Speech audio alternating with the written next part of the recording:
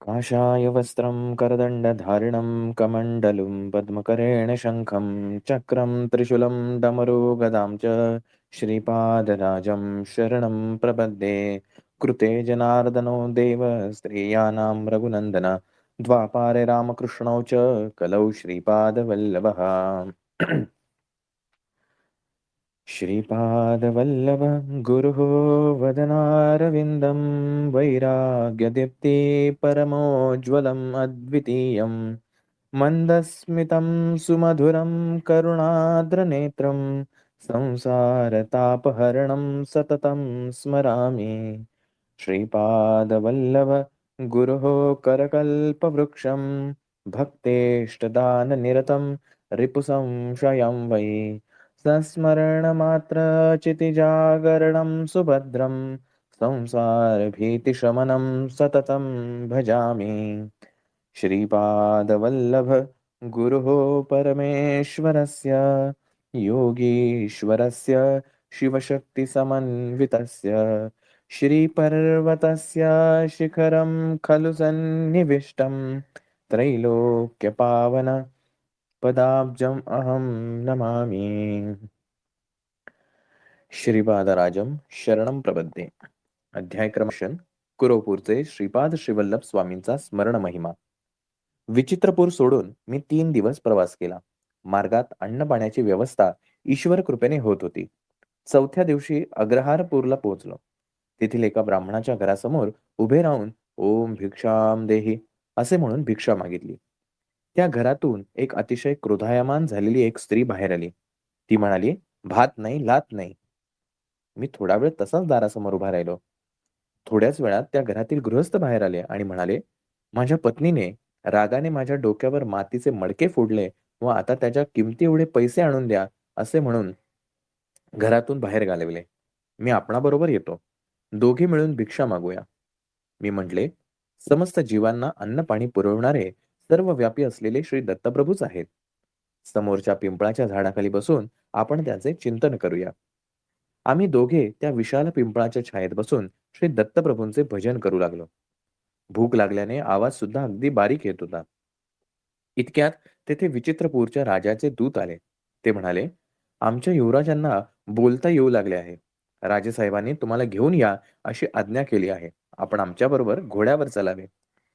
मी म्हणालो, मी एकटा येणार नाही. माझ्याबरोबर माझ्या मित्रास येऊ देत असल्यास मी येईन.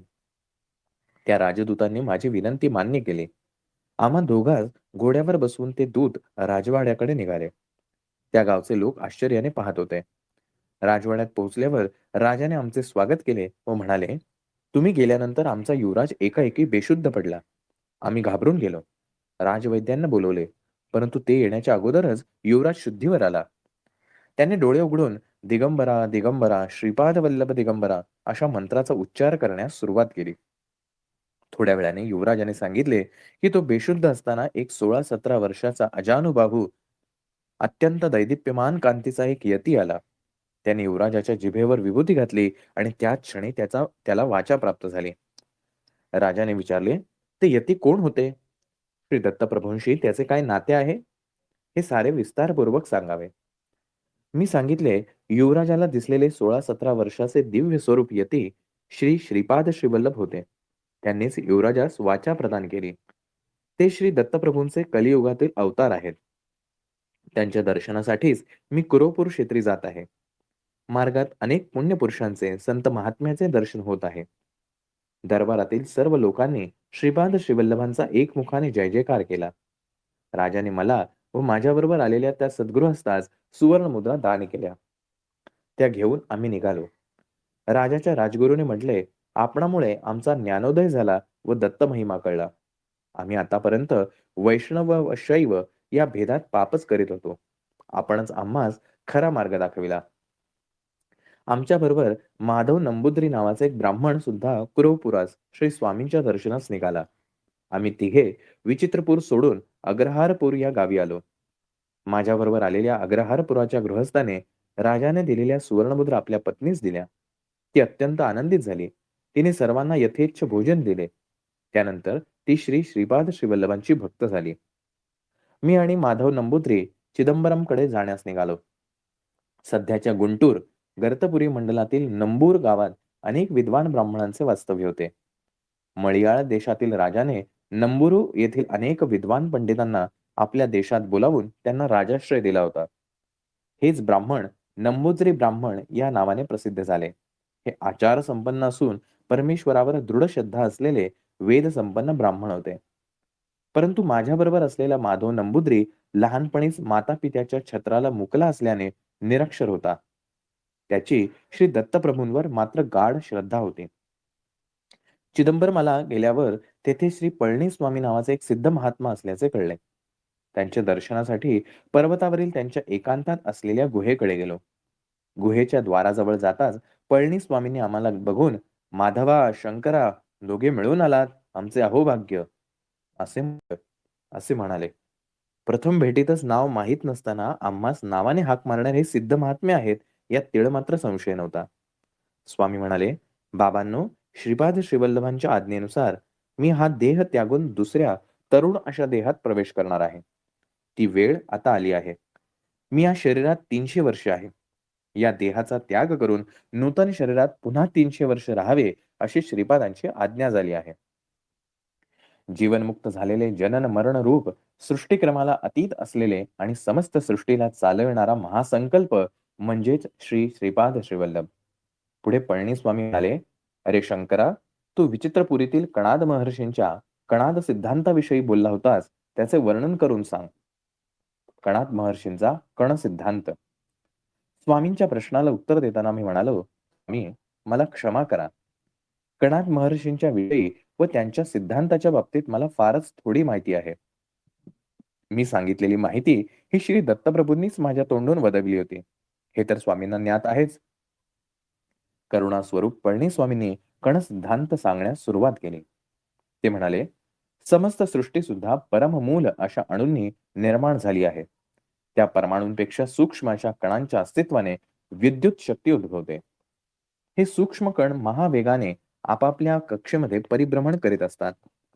स्थूल सूर्याभोवती ग्रह आपल्या भिन्न भिन्न कक्षेतून परिभ्रमण करीत असतात.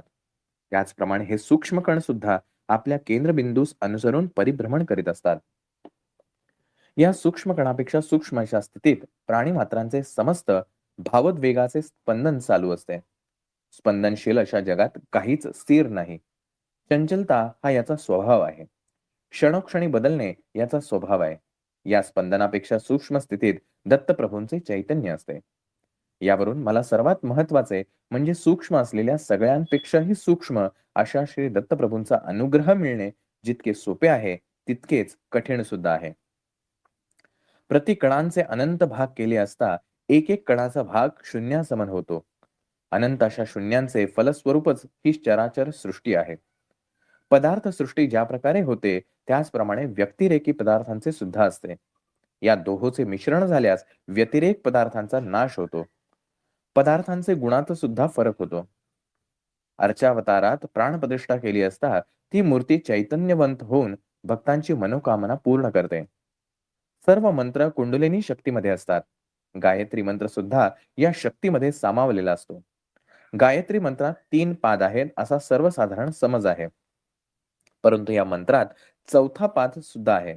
तो असा, परोरजसी सावदोम चतुष्पाद गायत्री निर्गुण ब्रह्मास सूचित करते. कुंडलिनी शक्ती 24 तत्वापासून या विश्वाची निर्मिती करते. गायत्री मंत्रात 24 अक्षरे आहेत. 24 संख्येला गोकुळ असे सुद्धा नाव आहे.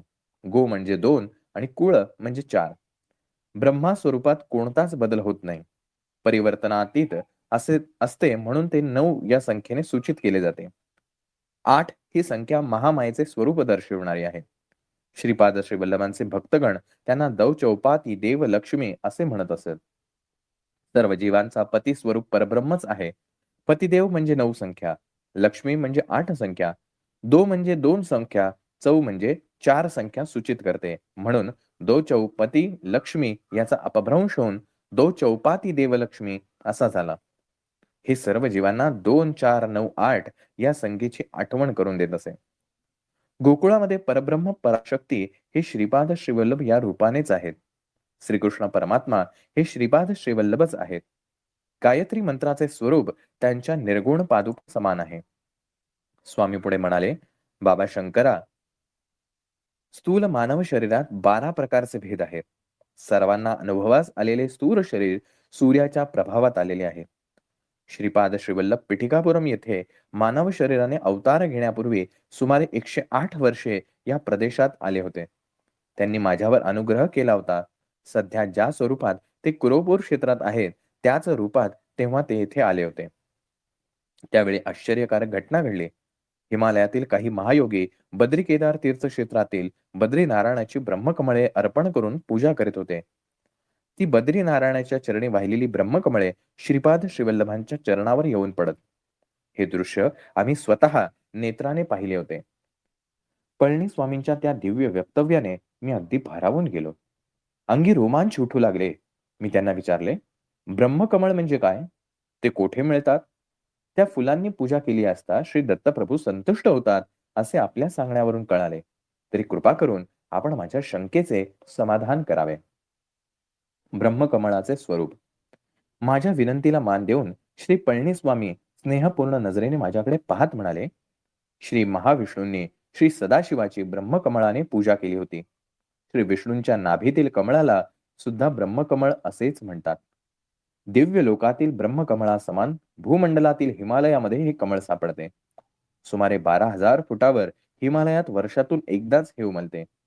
अर्धरात्रीच्या वेळी हे फुल उमलते आणि उमलत असताना सभोवतालचा परिसर अद्भुत सुवासाने भरून जातो. हिमालयातील साधक महात्मे अशा ब्रह्मकमळाच्या शोधात असतात. शरद ऋतूपासून वसंत ऋतूपर्यंत हे बर्फामध्येच असतात. चैत्र मासाच्या आरंभी हे बर्फातून बाहेर पडते. ग्रीष्म ऋतूमध्ये याची विकासाची प्रक्रिया घडते. अमरनाथ मधील अमरेश्वर हिमलिंगाचे दर्शन श्रावण शुद्ध पौर्णिमेस होते आणि याच वेळी अर्धरात्री हे पूर्ण विकसित होऊन उमलते. हिमालयातच तपस्या करणाऱ्या तपस्वी सिद्ध पुरुषासाठी व साधकांसाठी ही परमेश्वरी अद्भुत लीला होत असते. ब्रह्मकमळाच्या दर्शनाने सर्व पातकांचा नाश होतो. योग सिद्धीतील विघ्ने नष्ट होतात. या कमळाच्या दर्शनाने योगी, तपस्वी, सिद्ध पुरुष आपापल्या मार्गात उच्च स्थिती प्राप्त करतात.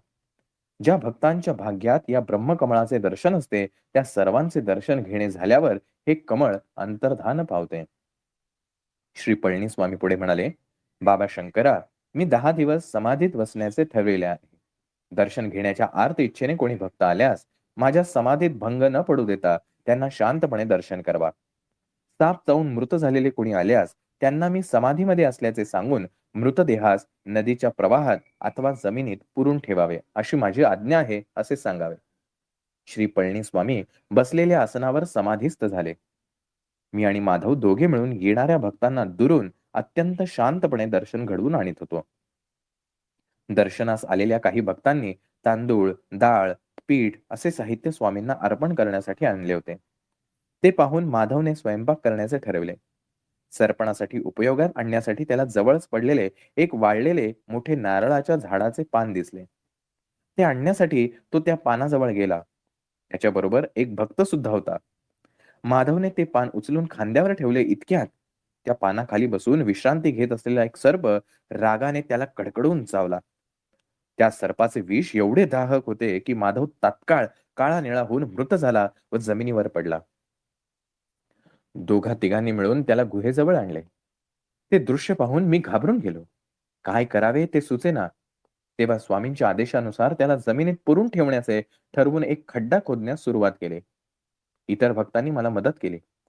त्या खड्ड्यात तो मृतदेह ठेवून मी आलो. तेवढ्यात तेथील गावातील काही लोक एक 17-18 वर्षाच्या सर्पदंशाने मृत झालेल्या मुलास घेऊन आले. प्रथम माधवची दुर्घटना, नंतर ही दुसरी घटना पाहून मला रडू आवरेनासे झाले. मी कसेबसे त्यांना स्वामींची आज्ञा सांगितली. गावातील लोकांनी गुहेजवळच एक खड्डा खोदून त्या मुलास त्यात झोपविले. रोज स्वामींच्या दर्शनाला 3-4 लोक येत असत. त्यांना मी दर्शन घडवून आणीत असे. असे 10 दिवस गेले. 11व्या दिवशी ब्राह्ममुहूर्तावर श्री पळणीस्वामी आपल्या समाधीतून बाहेर आले आणि माधवा, माधवा अशा हाका मारू लागले. मी रडत रडत झालेली घटना त्यांना सांगितली. स्वामींनी मला समजाविले. त्यांनी योगदृष्टीने माझ्याकडे पाहिले. तेव्हा माझ्या पाठीच्या कण्यात थोडे चलनवलन झाल्यासारखे वाटले व ते दुखू लागले. नंतर पुन्हा एकदा अगदी प्रसन्न चित्ताने माझ्याकडे पाहिले आणि माझी सारी वेदना नष्ट झाली. स्वामी म्हणाले, "बाबा शंकरा, माधवला श्रीपाद श्रीवल्लभांचे दर्शन स्थूल शरीराने होणार नव्हते. त्यामुळे त्याचे सूक्ष्म शरीर गेल्या 10 दिवसांपासून कुरोपुरात असलेल्या श्री चरणांच्या सानिध्यात आहे. काही झाले तरी त्याची इच्छा पूर्ण झाली. श्रीपाद श्रीवल्लभांची लीला अगाध आहे. ती कोणीही ओळखू शकत नाही. काळ, कर्म, कारण यांचे रहस्य कोणी जाणू शकत नाही हेच खरे. ते केवळ स्वामीच जाणू शकतात. माधवला पुन्हा स्थूल शरीरात आणण्याचे काम प्रभूंनी माझ्यावर सोपविले आहे." असे श्री पळणीस्वामी म्हणाले. स्वामींच्या आदेशानुसार माधवचा मृतदेह बाहेर काढून आणला व दक्षिणेकडील घनदाट असलेल्या ताडाच्या झाडाजवळ जाऊन मोठ्याने, "माधवास दंश केलेल्या नागराजा, श्रीपाद श्रीवल्लभांच्या आज्ञेनुसार तू पळणी स्वामींच्या जवळ यावे," अशी साद घातली. श्री पळणीस्वामींनी आपल्या वस्त्रातून 4 कवड्या काढल्या व त्या मृतदेहाच्या चारी बाजूस ठेवल्या. थोड्याच वेळात त्या कवड्या उंच उडाल्या व आकाशात चारी दिशांनी गेल्या. 5-10 मिनिटातच उत्तरेकडून एक साप आला. स्वामींच्या 4 कवड्या त्याच्या फण्यात रुतून बसल्या होत्या. त्यामुळे तो त्रस्त होऊन फुस, फुस असा ध्वनी करीत होता. स्वामींनी माधवच्या शरीरातील विष काढून घेण्यास सांगितले.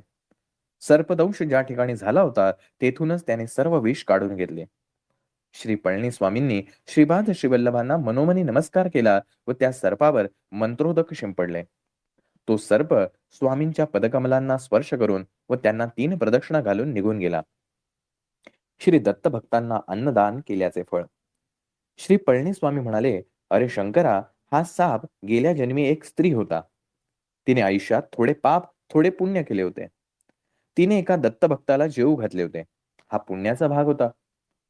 यथाकाली तिने देह सोडल्यावर यमदूत तिला यमराजांकडे घेऊन गेले.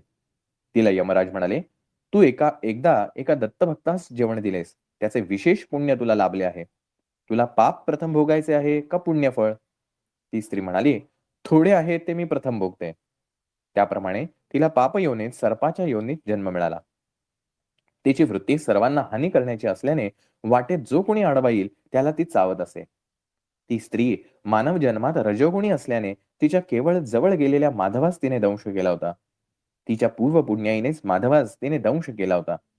माधव मात्र पूर्वजन्मीच्या पापामुळे मरणासन्न अवस्थेत गेला होता.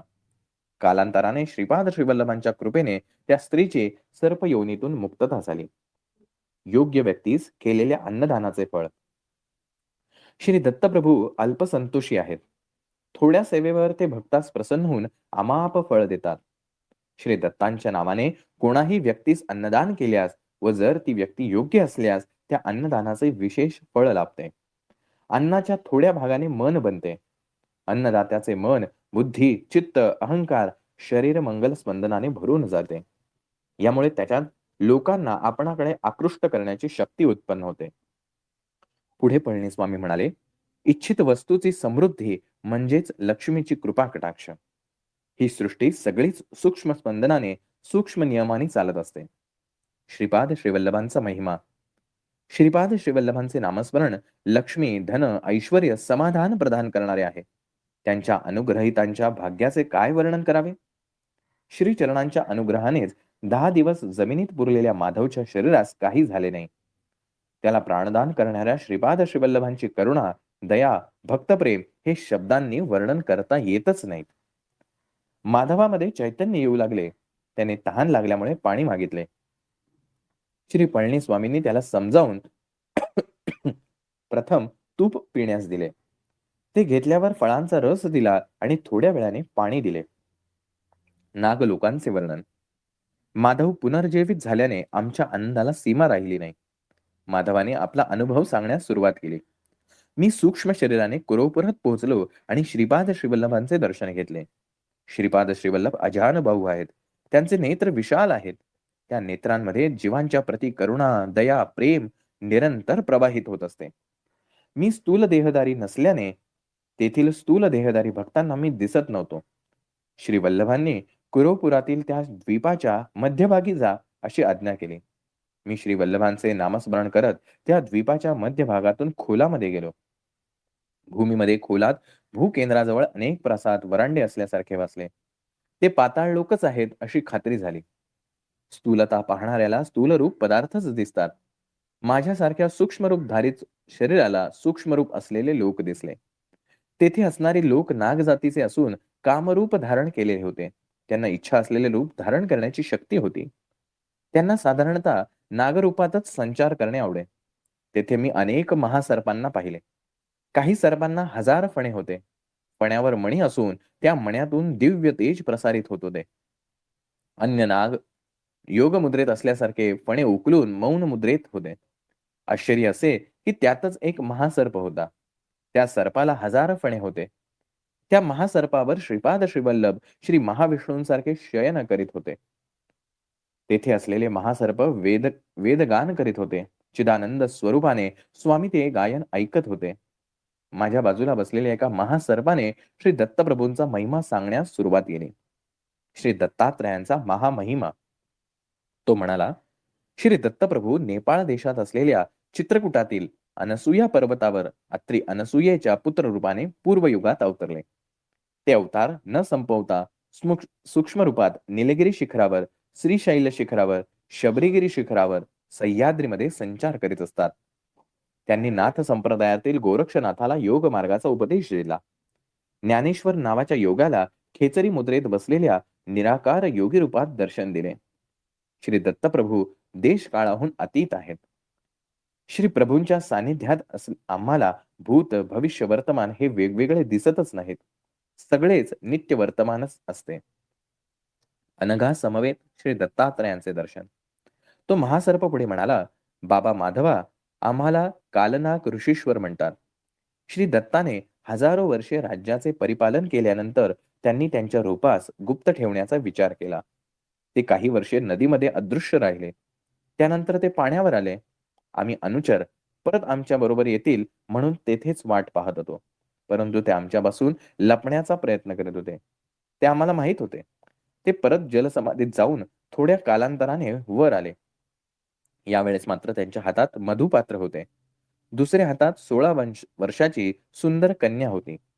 मधुपान करून सदैव गुंगीत असणाऱ्या आणि स्त्रीच्या दास्यात असलेल्या व्यक्तीस आपण आतापर्यंत भ्रमाने आपले दैवत मानले होते, या विचाराने आम्ही तेथून परतलो. त्याच वेळी ते दोघेही अदृश्य झाले. ते अदृश्य झाल्यावरच आम्हाला ज्ञानोदय झाला. त्यांच्या हातातील मधुपात्र हे योगानंद स्वरूप असलेले अमृत आणि ती सुंदरी त्रिशक्ती रूपिणी अनघा लक्ष्मी देवी आहे, याचे आम्हाला स्मरण झाले. पुनरपी त्यांनी या भूमीवर अवतार घ्यावा यासाठी आम्ही घोर तपश्चर्या केली.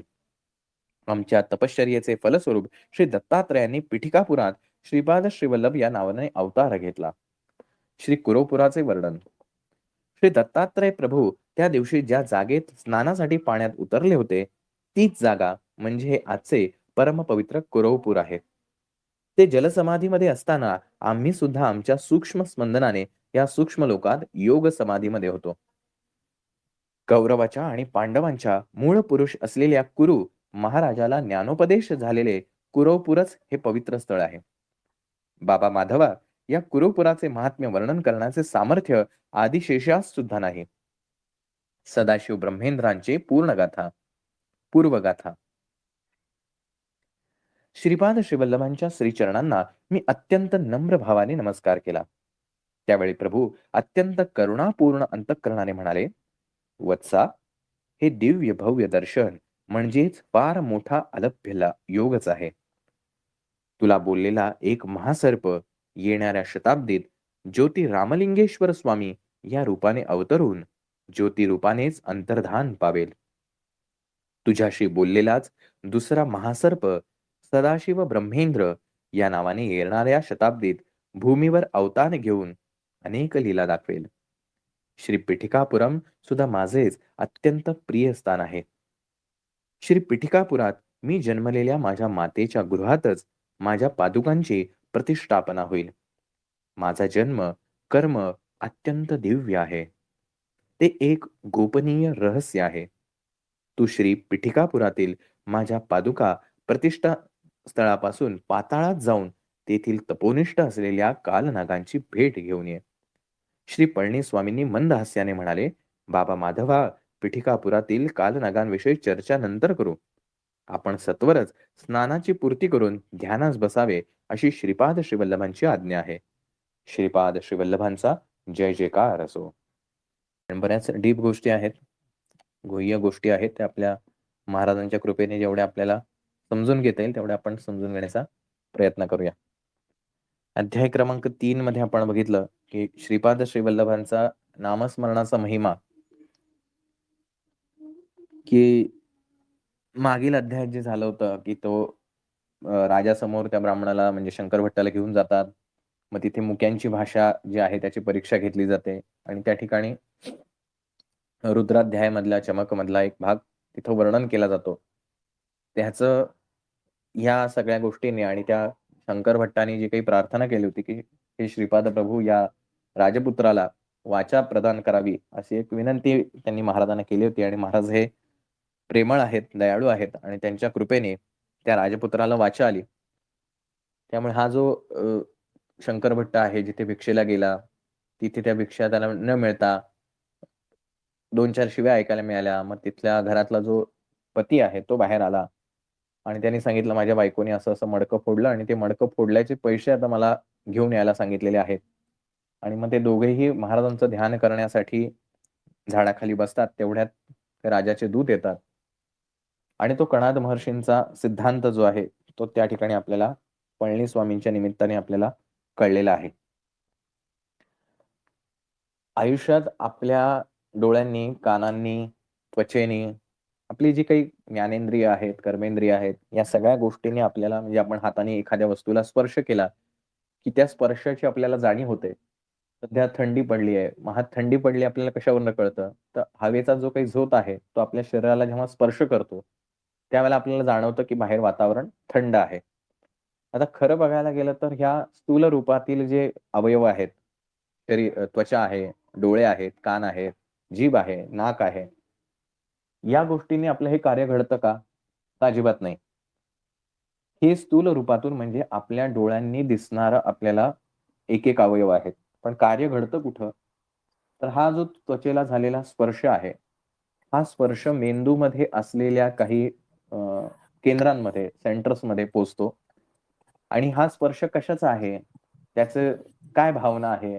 की त्या सेंटर्समध्ये जे काही स्टोरेज केलेलं आहे, पूर्व आपल्याला जी काही मेमरी असते, याच्या अगोदर आपण थंडी अनुभवलेली असते. तर त्या सेंटर्समधनं ही गोष्ट काय म्हणू आपण त्याचा परिचय घेतला जातो, की हे काय आहे? आणि त्यानंतर तिथे ऊर्जा प्रदान होऊन आपल्याला ही गोष्ट कळते, की बाहेर थंडी आहे.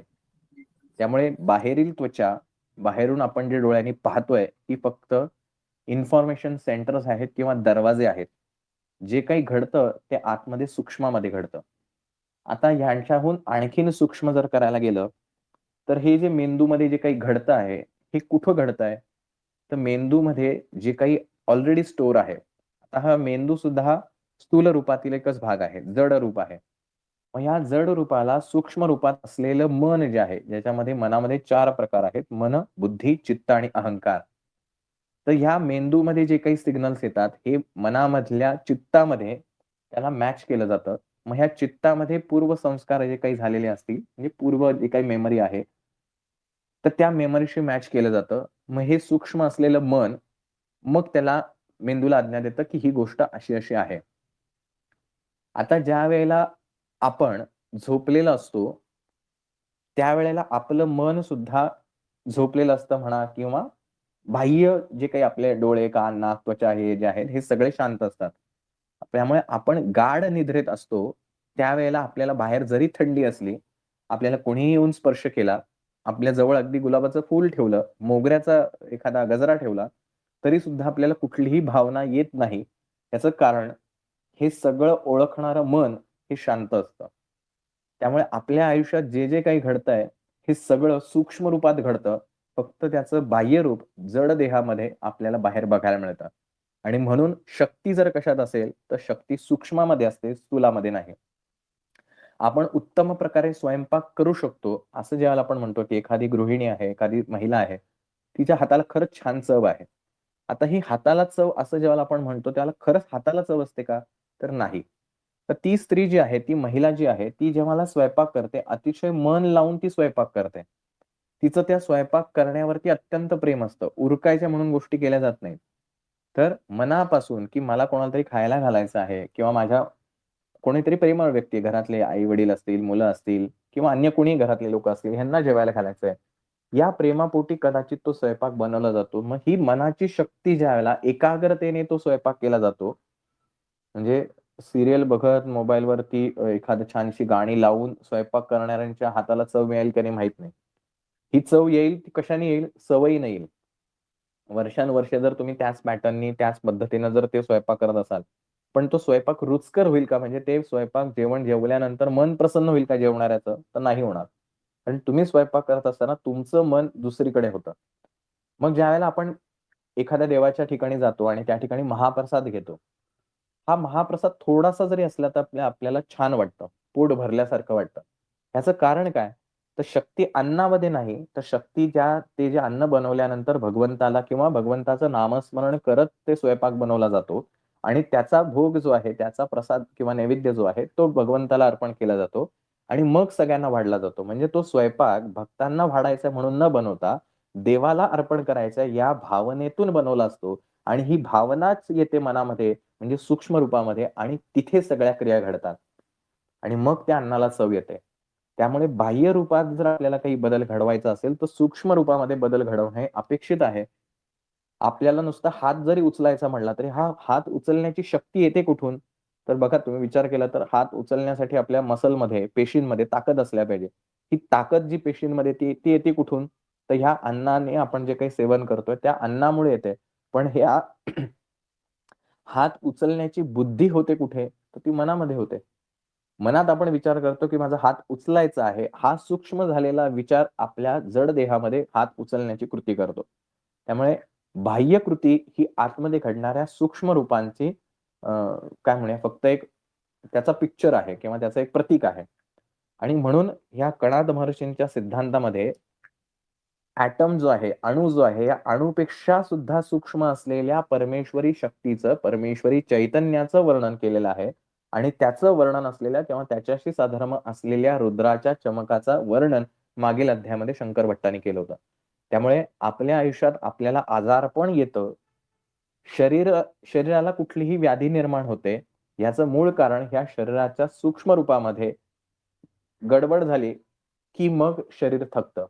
बघा आपण, की ज्यावेळेला आजारी असतो, त्यावेळेला आपलं मन सुद्धा कशात रमत नाही. आणि मन ज्यावेळेला डिस्टर्ब असतं, त्यावेळेला आपलं शरीर सुद्धा काही काम करू इच्छित नाही.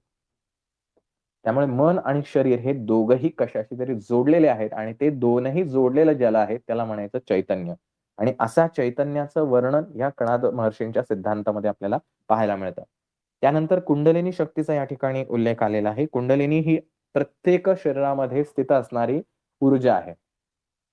आणि ही ऊर्जा आपल्या शरीरामध्ये आहे म्हणूनच आपलं चलन-वलन, आपलं जे काही कृती आहे ती चालू आहे. तर मूलाधार चक्रापासून सहस्राकार चक्रापर्यंत ह्या 7 चक्रांमध्ये ही शक्ती जी आहे ती वेगवेगळ्या प्रकारे ऊर्जित होत असते. मूल ज्यावेळेला जन्माला येतं त्यावेळेला ही शक्ती पूर्णतः जागृत असते आणि म्हणून आपण म्हणू जसं-जसं त्याचं वय वाढत जातं, प्रपंच आणि ह्या सगळ्या गोष्टी यायला लागतात, तसं ही शक्ती जी आहे ती पुन्हा मूलाधार चक्रामध्ये स्थिरावते. आणि ही स्थिरावलेली शक्ती हे मूलाधार चक्र मूलाधार चक्रापासून मणिपूर चक्र, मग स्वाधिष्ठान चक्र या 3 चक्रामध्ये ज्यावेळेला ही शक्ती असते, त्यावेळेला आपल्याला भौतिक गोष्टींची ओढ ही जास्ती लागते आणि आपण भौतिक गोष्टींची इच्छा नियमित करत राहतो. हळू-हळू अर्थात ह्याच्यामध्ये बऱ्याचशा गोष्टी आहेत. डिटेलमध्ये आपण काही जायचं नाहीये. त्याच्यानंतर अनाहत चक्र हे जे आहे मध्य आहे, जे आपण गुरुचरित्राच्या वेळेला पण बघितलं होतं. अनाहत चक्र हे हृदयस्थानी आहे आणि इथून खरं तर सामर्थ्यवान शक्तीची सुरुवात होते. आणि मग त्यानंतर विशुद्ध चक्र, मग आज्ञाचक्र आणि मग सहस्राकार चक्र. अशा 7 चक्रामध्ये आणि सहस्राकार चक्रामध्ये ज्यावेळेला ही कुंडलिनी पोहोचते त्यावेळेला ज्ञान मिळतं आणि अर्थात मोक्ष किंवा समाधी अवस्था येते. आता हे आज्ञा चक्रापर्यंतचा प्रवास जो आहे तो प्रयत्नाने सुद्धा होतो किंवा सद्गुरु कृपेने सुद्धा लाभतो. प्रयत्नाने करायचं म्हटलं तर त्याला अनेक कष्ट, अनेक योगांचं कर्मयोग आहे, ज्ञानयोग आहे, राजयोग आहे. या सगळ्या योगातून जावं लागतं आणि सगळ्यात सोपा मार्ग म्हणजे सद्गुरूंची कृपा. गुरुकृपा झाली की एका क्षणात ही शक्ती जी आहे ती प्रवाहित होऊन सहस्राकार चक्रापर्यंत पोहोचते आणि तिथपर्यंत पोहोचलं की ज्ञानप्राप्ती होते. त्यानंतर ब्रह्मकमळाचं वर्णन आलेलं आहे, की आपल्याला माहिती असलेलं ब्रह्मकमळ आपल्या घरातलं हे म्हणजे त्याच्यामध्ये काही मतमतांतर आहेत. परंतु मूळ ब्रह्मकमळ हे हिमालयामध्ये आहे आणि जे फक्त सिद्धयोगी लोकांना जे गुप्त रूपामध्ये आहेत त्यांनाच ह्या गोष्टी समजतात. असं आपल्याला या अध्यायामध्ये सांगितलेलं आहे. त्यानंतर तो जो सर्प होता ज्याने त्या माधवाला दंश केला होता, तो सर्प म्हणजे कोण होता? तर मागील जन्मातली एक स्त्री होती आणि तिने कर्मामुळे तिचे बिहेवियर जे काही तिने वर्तवणूक केली होती, या वर्तवणुकीमुळं यमराजाकडे जेव्हा तिला नेण्यात आलं मृत्यूनंतर, त्यावेळेला यमराजाने तिला विचारलं, की "तुला पाप आधी भोगायचंय का पुण्य आधी भोगायचंय?" ती म्हणली, की "जे कमी असेल ते पहिलं द्या." आणि मग त्या तिच्या इच्छेनुसार तिला सर्पयोनी प्राप्त झाली आणि या सर्पयोनीत तिचा मागील जन्माचा जो स्वभाव होता, या स्वभावानुसार जो कोणी येईल तिला म्हणजे तिला छेडेल, त्रास देईल, त्या व्यक्तीला त्रास द्यायचा किंवा दंश करायचा ही त्याची वृत्ती होती त्या सर्पाची आणि त्या अनुषंगाने त्या माधवाला दंश केला. परंतु मागील जन्मामध्ये एका दत्तभक्ताला तिने जे काही अन्नदान केलं होतं, त्याचं पुण्यफळ मिळून तिला एका दत्तभक्तालाच हा सर्पदंश झाला. ज्या योगे महाराजांच्या अनुग्रहाने तिला या जन्मामध्ये मुक्ती मिळाली.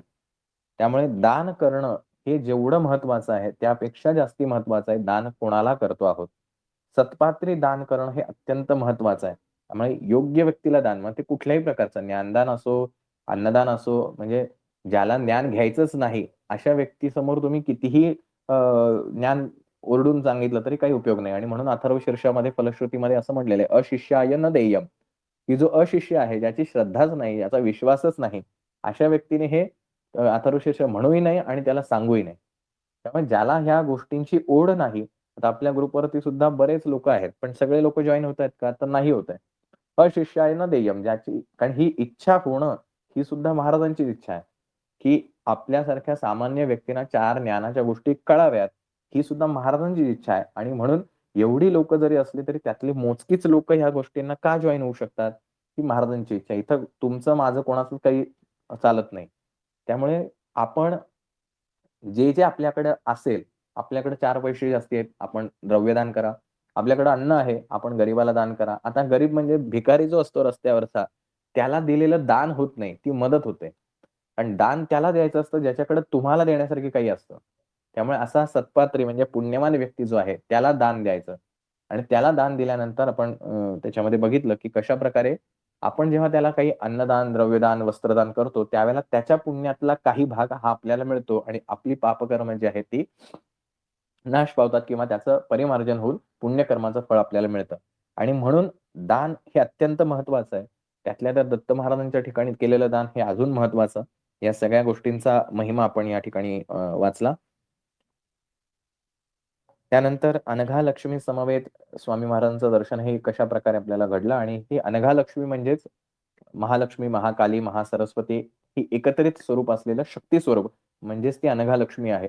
श्री दत्त महाराज हे ब्रह्मा, विष्णू, महेश स्वरूप एकत्रित स्वरूपात असलेलं हे रूप आहे. तसंच ही अनघा लक्ष्मी म्हणजे ह्या शक्तींचं एकत्रित रूप आहे. अशा प्रकारे त्यानंतर कुरोपुराचं महात्म्य आलेलं आहे. अ, कुरुपूर हे दत्तक्षेत्र किती महान आहे आणि त्याच्यापूर्वी घडलेल्या घटना याचंही त्या ठिकाणी आपल्याला